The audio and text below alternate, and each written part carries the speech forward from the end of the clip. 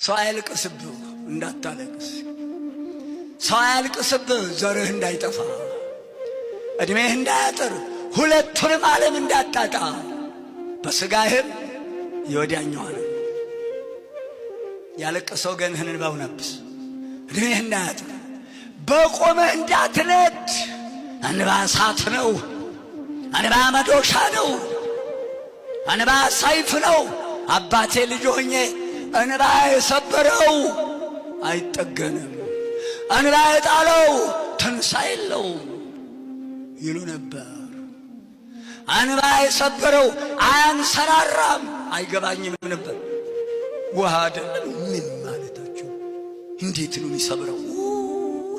እንባ አረ ቃላት የለም። በእንባ የሚያመጣው ፍዳ፣ እንባ የሚያመጣው የሚያነደው እሳት፣ አረ ቃላት የለውም፣ አይገለጥም። ሰው አታስለቅስ።